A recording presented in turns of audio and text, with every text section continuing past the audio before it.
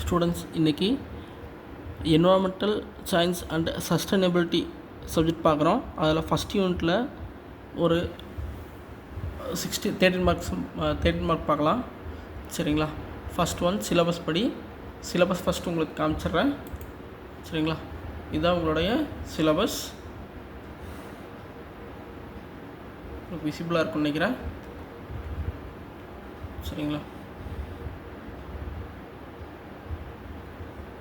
First unit பாருங்கள். Unit 1 environmental and பயோடைவர்சிட்டியில் வந்துட்டு முக்கியமான டாபிக்ஸ்னு பார்த்திங்கன்னா நீட் ஃபார் பப்ளிக் அவேர்னஸ், அடுத்தது எக்காலஜிக்கல் சக்சஷன், அடுத்தது ஜெனட்டிக் ஸ்பீசிஸ் டைவர்சிட்டி, அடுத்து இந்தியா எஸ் அ மெகா டைவர்சிட்டி நேஷன்.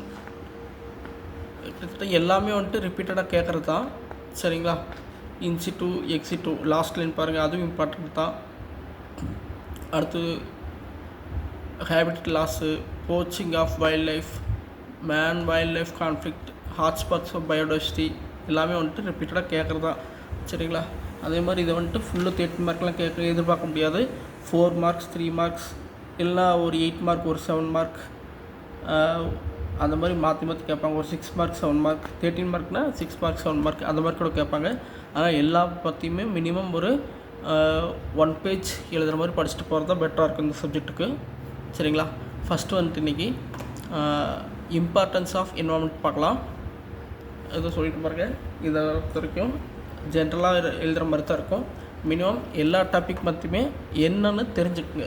சரி, தெரிஞ்சுக்கிட்டு அதுக்கேற்ற மாதிரி ஒரு 7 to 8 பாயிண்ட்ஸ் எழுதுகிற மாதிரி பாட்டு போயிடுங்க.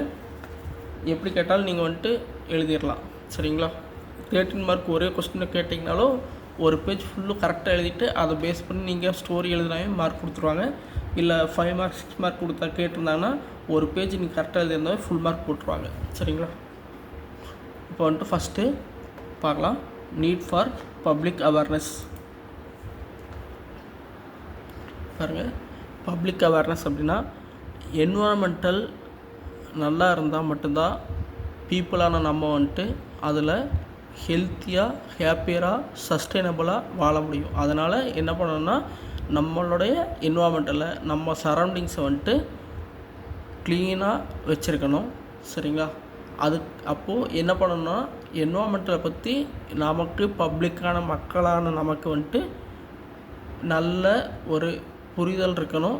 எந்த மாதிரி க்ளீனாக வச்சுருந்தா நமக்கு எஃபெக்டிவாக இருக்கும், வருங்காலத்தில் வரக்கூடிய ஃப்யூச்சர் ஜென்ரேஷனுக்கு வந்துட்டு என்வாரன்மெண்டல் வந்துட்டு சேஃபாக இருக்கும், சேஃப்டியாக இருக்கும், க்ளீனாக இருக்கும் அப்படின்னு புரியறதுக்காக தான் பப்ளிக் அவேர்னஸ் கொடுக்குறாங்க.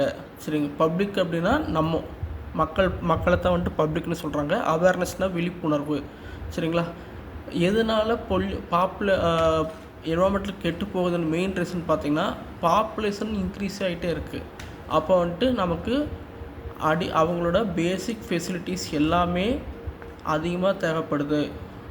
ஒரு ஃபேமிலின்னு தனியாக வந்தால் அவங்களுக்கு ஒரு ஷெல்டர் வேணும், குடியிருக்கிறதுக்கு ஒரு வீடு வேணும். சரிங்களா? அப்போது மினிமம் ஒரு வீடு கட்டுறதுக்கு ஒரு இடத்த வாங்குவாங்க.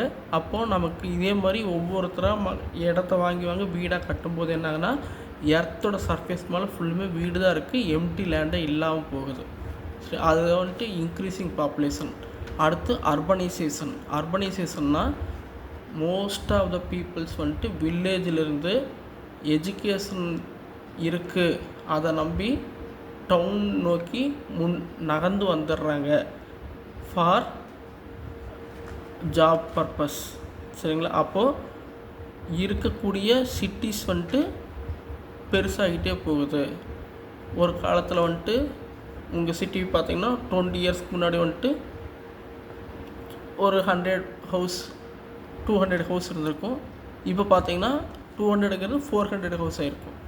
எதனால் அப்படின்னா வேறு ஊர்லேருந்து உங்கள் ஊரில் இருக்கிற தொழிலை நம்பி உங்கள் ஊருக்கு ஷிஃப்ட் ஆகி வந்துடுறாங்க. அந்த மாதிரி தொழிலை நம்பி ஃப்ரம் வில்லேஜிலேருந்து சிட்டிக்கு மைக்ரேட் ஆகி வந்தாங்கன்னா அதுக்கு பேர் urbanisation. And poverty have generated pressure on the natural resources. சரி, பாவர்ட்டி. சரிங்களா? பாவர்ட்டினா வறுமை. மக்களுக்கு வந்துட்டு அவங்க அவங்களுடைய சொந்த பிளேசஸில் வந்துட்டு அவங்களால சர்வை பண்ண முடியல, தேவையான அளவுக்கு பணம் சம்பாதிக்க முடியலை. அப்படிங்கும்போது வேறு ஏதாவது டவுனுக்கு போனோம்னா நமக்கு நல்ல ஜாப் கிடச்சதுன்னா அதை வச்சு நம்ம ஃபேமிலி ரன் பண்ணிக்கலாம், வறுமையை வந்துட்டு தீர்த்தரலாம் அப்படின்னு நம்பிக்கையில் வந்துட்டு எல்லாம் வந்துட்டு என்ன பண்ணுறாங்கன்னா மைக்ரேட் பண்ணி நல்ல இண்டஸ்ட்ரியல் ஏரியாஸுக்கு வந்துட்டு ஷிஃப்ட் ஆகி வந்துடுறாங்க. சரிங்களா?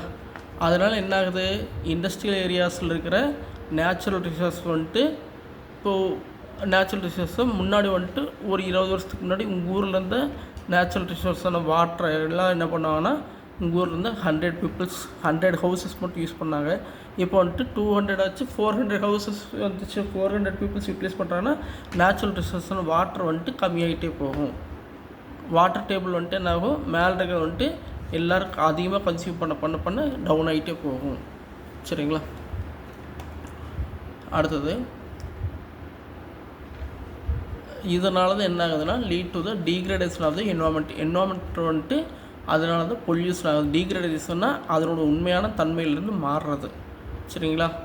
இந்த 3 ரீசன்னால் என்வாமெண்ட் வந்துட்டு டீக்ரேட் ஆகிடுச்சு.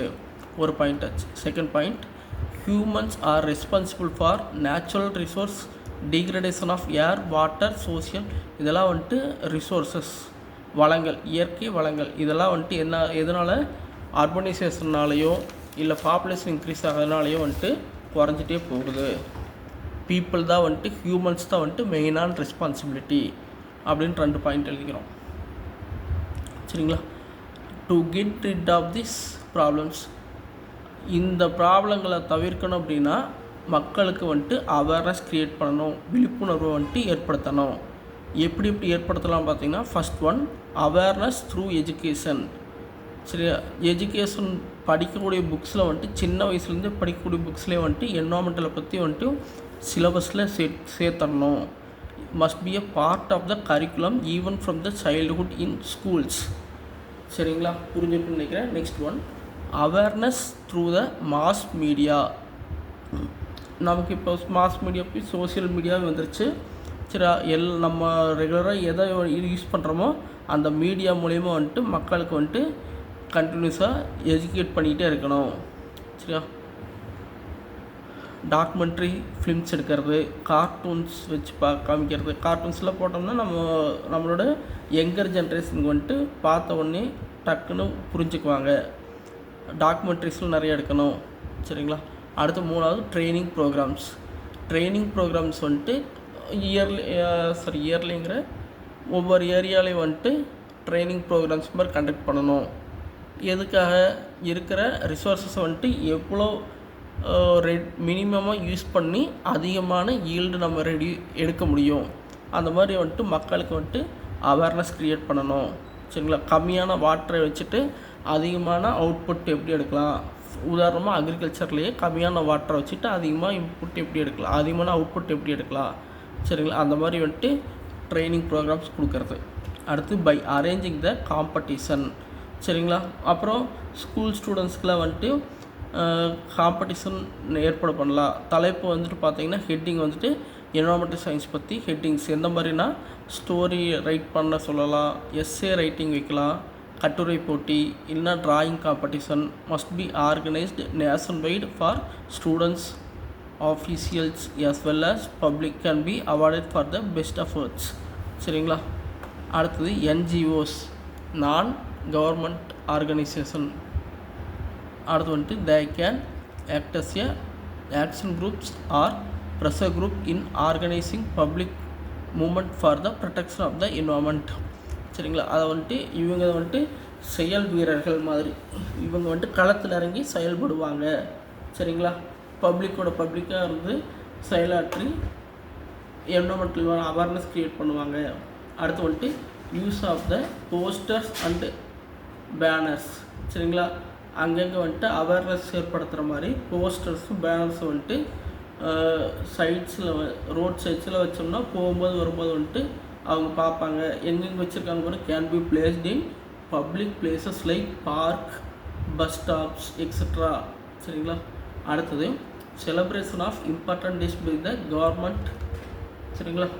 எர்த் டே, என்விரான்மெண்டல் டே, அந்த மாதிரி இயர்லி வந்துட்டு முக்கியமான டேஸ் வந்துட்டு செலிப்ரேட் பண்ணலாம். மாஸ் மீடியா மூலியமாக மக்களுக்கு வந்துட்டு ஒரு அவேர்னஸ் க்ரியேட் ஆகும் அதனால். சரிங்களா? இப்போ பாருங்கள், ஓசோன் டே தனியாக ஒன்று இருக்குது, செப்டம்பர் 16. எர்த் டே ஏப்ரல் 22. வேர்ல்டு என்வாரன்மெண்டல் டே ஜூன் 5. சரிங்களா? அடுத்தது, these days must be celebrated in school, colleges.